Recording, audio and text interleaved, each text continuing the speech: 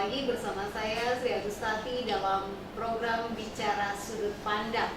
Dan pada hari ini kita sudah kedatangan tamu spesial. Ada Mbak Sisilia Eni Sulistiandari, STMM, Direktur Bank Sampah Bekasam, Oku Timur.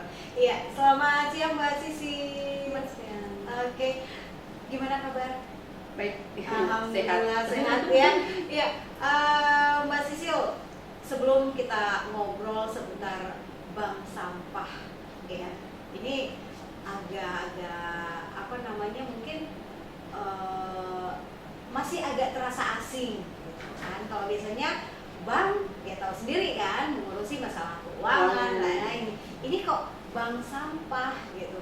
Tapi sebelumnya boleh sedikit bercerita nih Mbak Sisil sebelum ke bank sampahnya. Mbak Sisil sendiri ini apa namanya pekerjaannya apa sih? Perkenalkan ya, saya memang Sisil. Kalau di kantor saya Sisil. Saya kerja di Dinas Lingkungan Hidup Martapura. Tapi kalau di rumah panggilan saya Eni kebanyakan. Tapi saya aktif selain di Bank Sampah Bekasam. Bekasam itu ada artinya bersama kita sayangi alam. Tapi karena kita ingin menunjukkan bahwa kita Oku Timur ya, makanan khas kita apa. Jadi biar nama Bank Sampah itu biar cepat melekat gitu loh. Makanya kami kasih familiar nama. ya. Bekasam sih udah pada tahu ya. Tahu kan ya. Jadi ganti. Tapi kalau di Blitar, saya kan memang asli dari Blitar ya, jadinya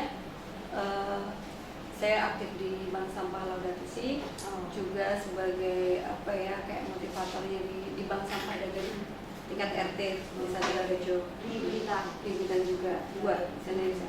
Jadi tiap pagi aktivitasnya antara Martapura dan Blitar ya, Senin sampai Jumat di Martapura Bank Sampah Bekasam pagi tapi ya, karena memang itu kebetulan kantornya juga kantor Bank Sampah Bekasam itu kita dapat pengiriman di bawah kantor Dinas Lingkungan Hidup. Nah terus tapi kalau yang di di Jumat di Bank Sampah Dagadu ada di rumah saya kebetulan. Terus yang Sabtu Minggu saya kan libur nih ya kantor, saya di Bank Sampah Laudato Si. Kita ada gedung sendiri menurut bantuan dari Dinas Lingkungan Hidup.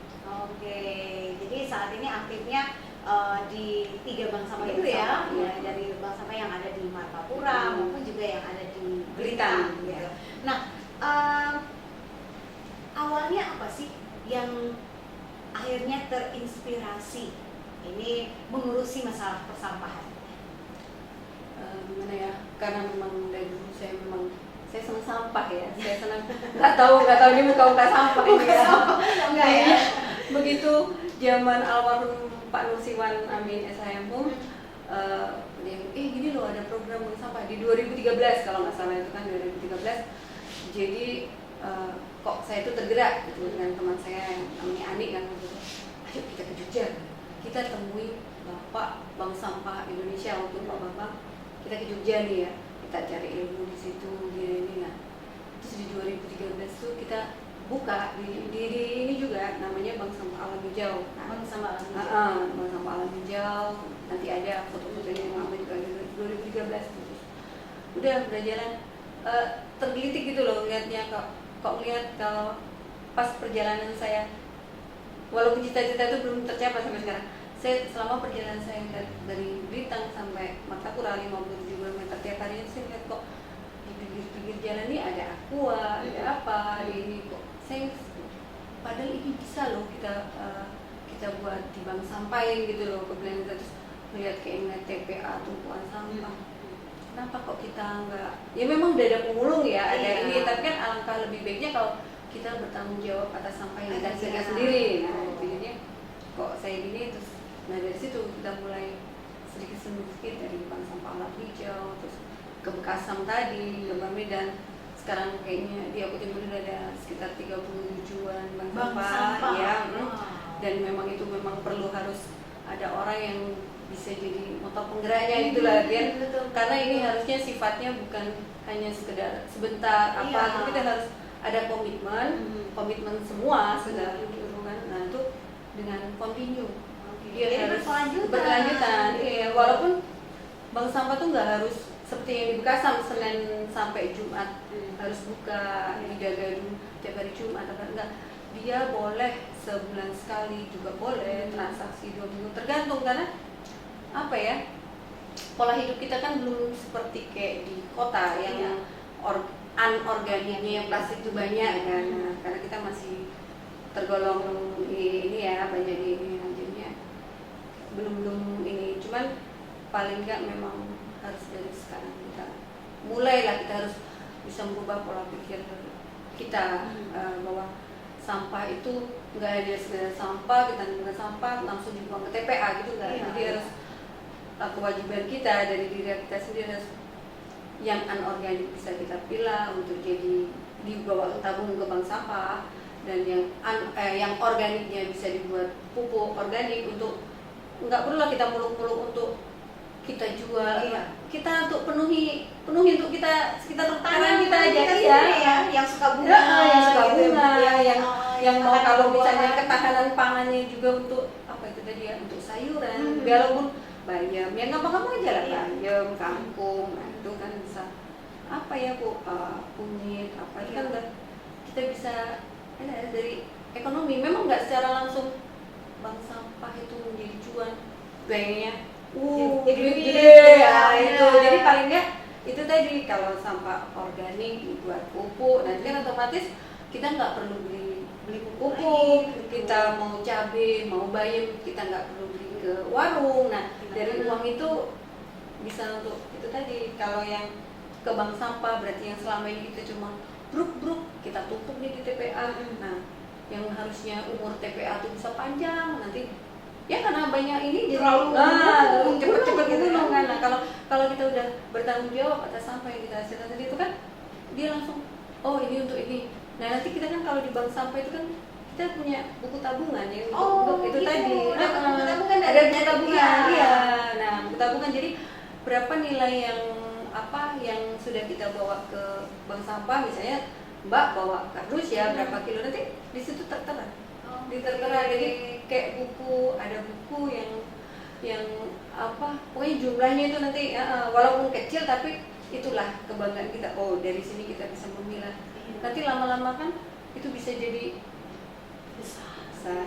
Baik, jadi memang untuk prosesnya sendiri itu memang butuh kesadaran dari diri kita sendiri ya, untuk memilah dari awal, memilah dari rumah gitu kan. Kemudian nanti mana yang bisa kita bawa ke bank sampah, mana yang akhirnya kita bawa TPA, terus kemudian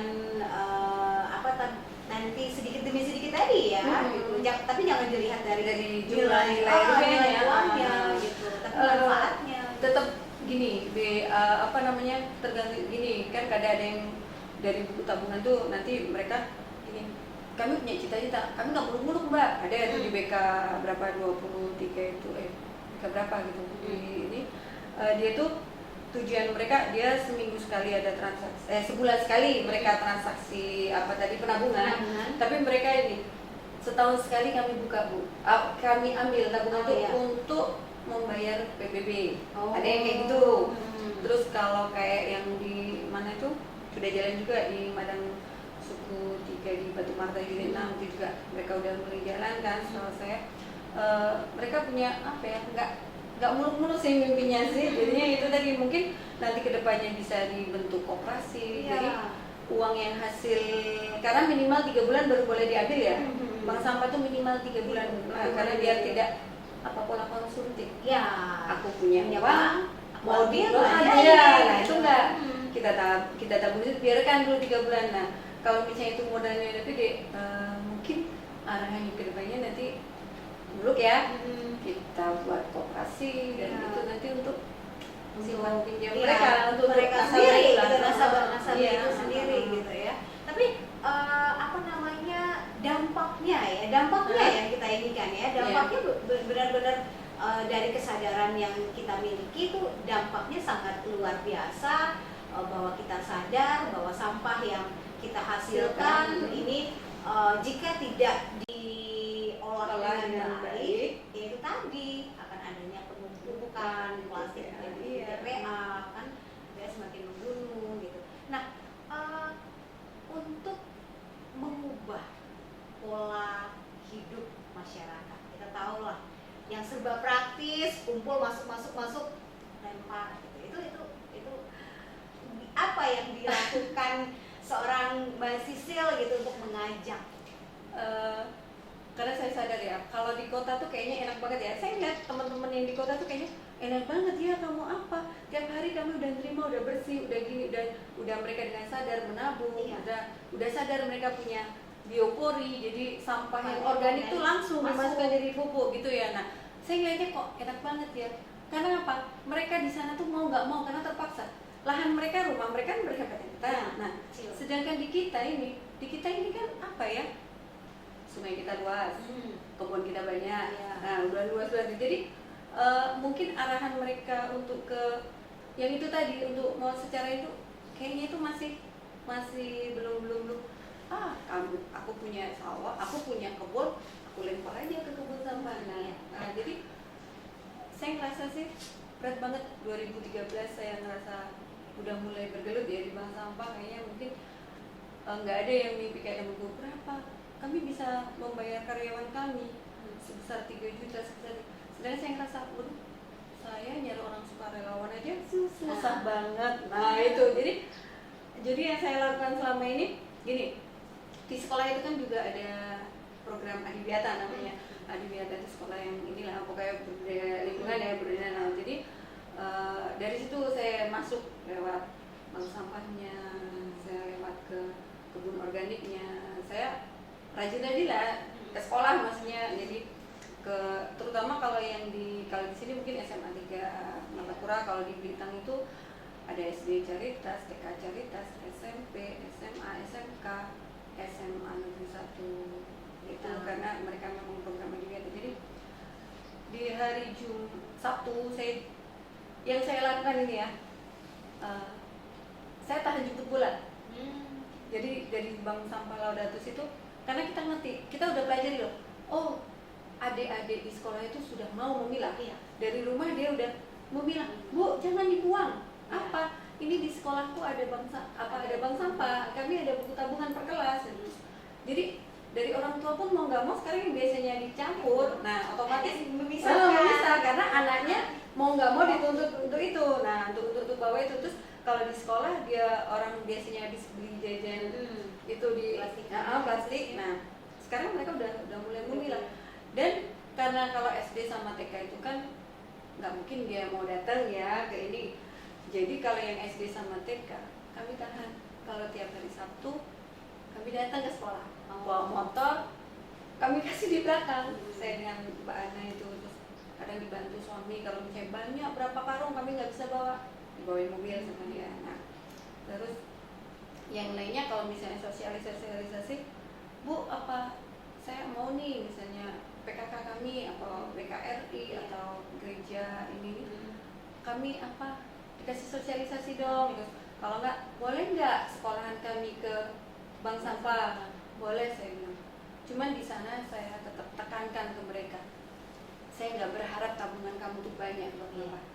Harapan saya kamu bisa merubah pola pikir kamu bahwa setiap kemanapun kamu pergi bawalah tumbler, wadah minum, bawa itu dengan berani kita berkata tidak saat kita belanja entah kemana, ke minimarket, supermarket atau warung. Saat kita belanja 1 atau 2 dan hanya itu kecil kita dikasih plastik, tolong beranilah untuk berkata tidak, kita harus tolak itu karena tumpukan di TPA itu paling banyak itu, dan itu untuk sementara di Oku Timur ini belum ada yang pengepul yang mau ngambil itu plastik. Walaupun sebenarnya kita ada sih kadang kami kerajinan, misalnya pas kemarin di Batu Marta arah ke Batu Raja itu namanya itu, kami kelompok suster-suster tuh minta dibantu apa kalau dari kerajinan asoy kresek tuh bisa kami bisa nggak aja sih disetrika, nanti bisa dibuat kerajinan seperti tas atau apa. Cuman kan harapan kita lebih baik kita meminimalisir timbulan sampah, jangan sampai timbulan plastik. Nah itu tadi ya sesuai lah dengan sekarang ini yang memang lagi lagi digalakkan digalakkan gitu deh. untuk mengurangi penggunaan plastik gitu ya. Kalau yang di bank sampah Bekasam ini kan yang saya bilang kemarin tuh kita libatkan PHL penyapu jalan sebanyak 200-an orang berapa untuk kita. Itu tadi yang saya lakukan. Jadi untuk sementara itu dulu dari PHL dulu. PHL kan otomatis dia PHL-nya, tapi dia sebagai rumah setiap hari berinteraksi dengan sampah gitu ya. Mau nggak mau yang biasanya cuma disapu di itu sekarang harus memilah dia tuh karena mereka punya kewajiban. Oh saya harus piket di bank sampah. Oke. Baik, pemirsa Abu TV, menarik ya pembicaraan kita seputar sampah ya. Jadi sebelum menjadi sampah menjadi cuan, sebelum sampah itu menjadi uang gitu, ada prosesnya yang harus dilakukan ya. Dan kita juga pengen tahu apa saja sih kendala-kendala yang dihadapi seorang Mbak Sisil untuk meyakinkan ya, terutama masyarakat sekitar untuk bisa memilah sampah. Kami akan kembali setelah yang satu ini.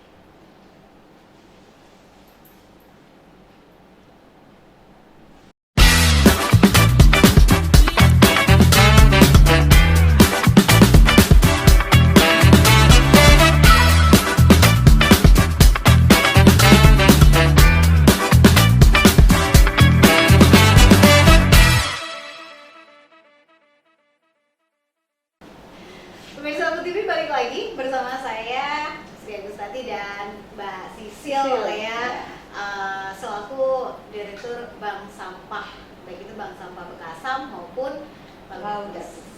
Ya, kalau bicara direktur itu udah gede banget ya. Tapi kita nggak bicarain, kita nggak ngomongin itu ya, kita nggak ngomongin sampah yang bisa menghasilkan istilahnya Uangnya gede. Tapi paling tidak ya itu tadi, bahwa untuk menyadarkan masyarakat. Nah, kalau tadi di awal sempat disampaikan bahwa untuk di Bekasam ini PHL, tenaga-tenaganya yang akhirnya menjadi nasabah sukarelawan, karena memang mereka yang berinteraksi ya, setiap hari berinteraksi dengan sampah. Nah, kalau untuk di Laudato Si itu seperti apa? Kalau di Laudato Si itu kan karena memang kebetulan saya juga kalau di gereja itu ada DPP, Dewan Pastoral Paroki. Nah, jadi di situ saya memang ada di kepengurusan bahwa saya seksi ekonomi dan lingkungan hidup. Nah, SK ada, kami jadi memang juga ada. Nah, itu kalau di sana itu kebanyakan karena kami memang gedung itu posisi di samping gereja. Untuk sementara karena kemarin itu anggota gereja, tapi tidak menutup kemungkinan untuk yang bersaingan di sekitar, kayak warung-warung yang di depan rumah sakit Caritas, terus dari anggota rumah sakit Caritas, terus dia tuh tantangan itu. Nah, itu yang jadi penabungnya di situ. Nah, makanya dari situ saya mikir, ini, nah jadi saya mikir gimana kalau saya buka lagi yang dulu sudah pernah buka, cuman sempat off juga bank sampah dulu. Itu di rumah saya libatkan dari URT dan akhirnya tiap Jumat kan ada pengajian. Nah, karena kita tuh setelah saya berpikir biasanya kemarin kan dananya kan banyak ke anggotanya gimana nih. Nah, jadi kita langsung mikir kalau di sini PHL, kalau yang di Laudato Si itu gereja, saya buka yang itu tadi pengajian. Jadi tiap Jumat ibu-ibu anggota pengajian itu, jadi sebelum mereka datang pas kemana, ke masjid apa di mana, di musola atau di rumah siapa, mereka bawa. Nah, kebetulan juga di sana sudah puji Tuhan ada selain Bu RT ada satu orang Mbak Tia yang mau aktif. Jadi dia saya bawain bolpen, spidol. Nanti kalau ini saya pas nggak sempat Jumat kan karena memang saya harus kantor ya, jadi ditulis sama di karung itu di plastik namanya ini sekian perkara nanti tinggal tolong dijemput, udah banyak nih. Nah, kita bawa ke ruang harga dulu.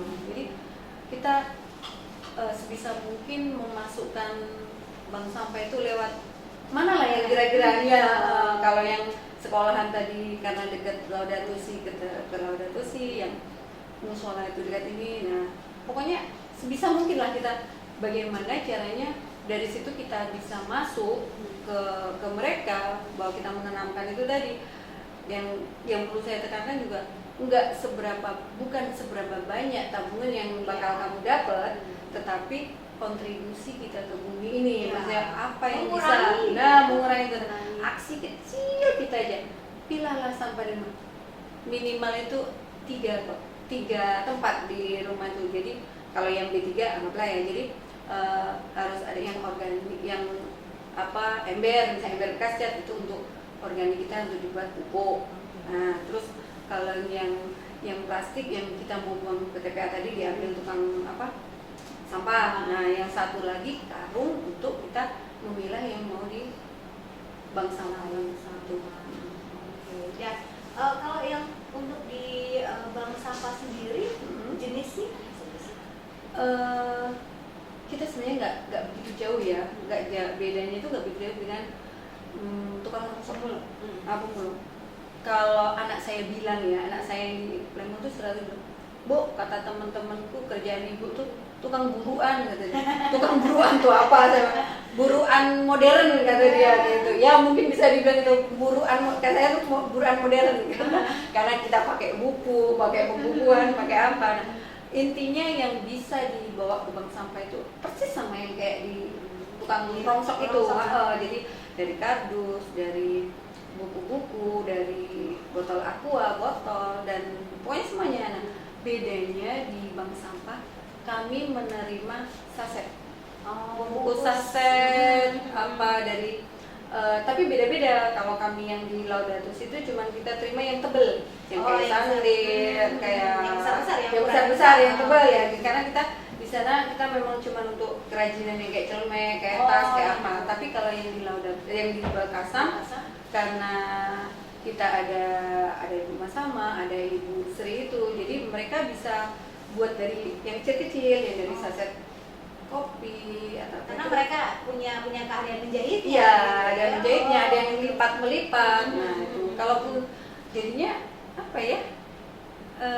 Tergantung kita mana yang kita ini aja. Pokoknya bedanya itu tadi, yang bisa diterima itu juga tergantung juga misalnya lokasinya di mana. Misalnya di daerah yang jauh, yang kira-kira pengepulnya itu, yang membeli itu, dia nggak membeli sesuatu itu, ya mungkin nggak harus mereka menerima tabungan itu. Kalau di kami tetap menerima. Kalau di Blitar tuh malah lebih, kami karena kami punya yang bisa menerima sampah kami ini lebih luas. Jadi kayak bungkus rokok, bungkus susu, terus susu yang saset itu ada kemasan susu SGM itu kami namakan duplek biasanya ya. Kertas kecil bungkus itu tetap, walaupun harganya murah tapi tetap bisa kami terima. Nah, itu tergantung sih gimana ininya, tergantung. Yang jelas juga kalau memang untuk mau meninggikan nilai rupiahnya, kalau di sini mungkin kami ada yang tadi tiket ya, PHL ya. Tapi kalau di bank sampah Laudatus sih, ya kami lah yang mikirnya, kami juga yang memilah. Jadi anak-anak sekolah itu kan sementara ini yang penting dia jadi satu grup. Nah, dikumpulin aja dulu. Mereka mau mengumpul aja, saya udah bersyukur banget. Nah, tugas untuk selanjutnya yang di bank sampah itu kan udah dipilah-pilahnya, kami yang memilah. Saya, Mbak Ana, sama ya 1-2 sukarelawan itu. Jadi biar harga, kami kan tahu bahwa misalnya botol aqua nih ya, kalau dicampur dan paling harganya cuma berapa gitu ya. Tapi kalau kita aqua disendiriin, kita lepas atasnya, terus botol aqua itu tutupnya disendiriin, kertasnya itu plastik itu kita sendiriin. Nah, yang plastik itu kita buat jauh lebih tinggi. Nah, itulah semangat kami, karena memang tujuan kami kalau yang di Laudatus kami memang kalau bisa dari selisih harga yang itu bukan untuk kami, karena kami memang cita-cita pertama kami buka itu karena kami ingin membangun gereja kami kan dibandingkan yang lain lebih modernnya kan gitu lah. Sedangkan kami gereja itu karena harapan kami dari bank sampah ini kami nanti bisa ikut membantu, berkontribusi. Iya, itu walaupun cuma berapa gitu. Baik. Jadi semangatnya yang harus terus nah kita ngomongin semangatnya nih Mbak Sisil dari 2013 sampai sekarang 2020 10 tahun. 10 tahun. Gak mungkin semangat terus dong. Ada kalanya yang aduh udah deh capek udah. Itu gimana untuk meningkatkan? Pasti ya kayak gitu. Saya sempat ngedon kayaknya saya ngerasa sendiri untuk apa sih? Kita udah berdebuk gitu ya. Wih, bangsa gila semangat nih. Tapi begitu melihat sama aja mereka loh. Kalau kita naik mobil, itu tahu-tahu dari jendela mobil, nah, terus kita ke TPA kita lihat begini, kok apa ya kayaknya percuma loh kita kayak gini kan. Jadinya kadang mikirnya, tapi puji Tuhan lah ya. Banyak teman-teman yang pokoknya siapa aja kadang, ayo semangat dengan mereka dari PHR-nya. Bu, ayo Bu, dibuka. Bu, saya dinas ini. Dan yang satunya, ayo kita jemput ya hari Sabtu. Walaupun capek, bukan kadang rasa, ya ampun hari Sabtu harusnya aku sama anak-anak. Tapi udah, ayo. Kadang seperti nggak mandi gitu. Ayo, yang penting nanti aja habis kan kita mau mainan sampah ya. Udah, yang penting kita berangkat. Yang penting guru-guru suster itu, ya ayo Bu diambil ya tolong ininya. Enggak, dari Caritas buka enggak nanti nih. Itu udah merupakan semangat saya. Nah, apalagi misalnya kayak kepala dinas, Sisil apa ini ya dibuka ini nanti ini kamu butuh apa gitu. Aduh kayaknya itu dengan walaupun udah semangat, apalagi sekarang kayak PKK juga Pokja 3 ya, nah Pokja 3 itu kan saya kan juga sudah menggalakkan. Nah, sudah menggalakkan kan untuk bank sampah, untuk pupuk organik. Kayaknya saya rasa dari 2013 ke 2000 kayaknya udah mulai semangat, tambah semangat lagi ya.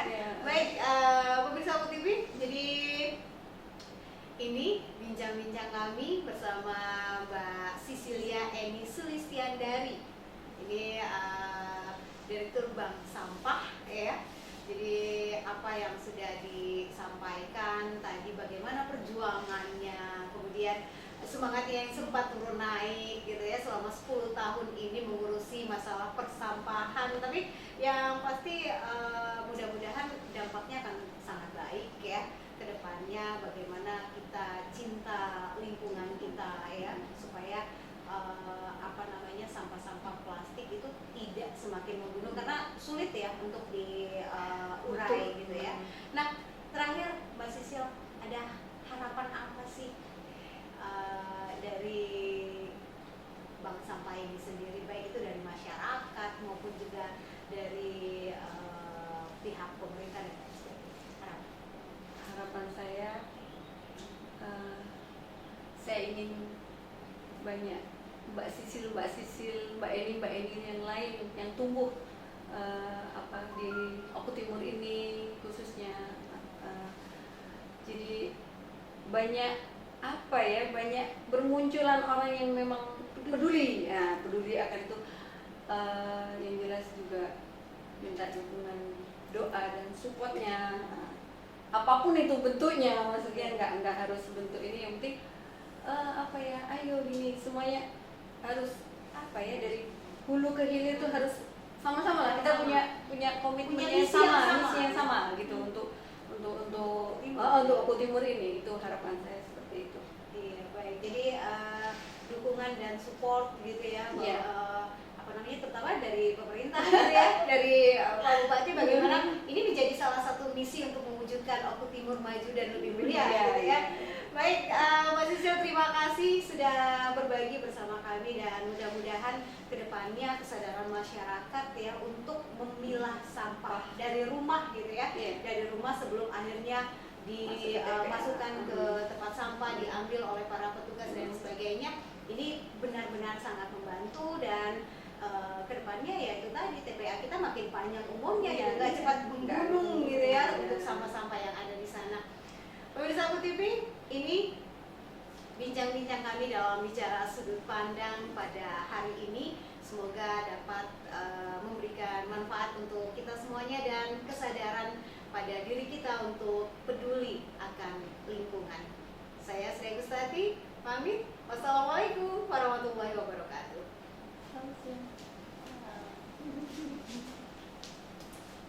Waalaikumsalam.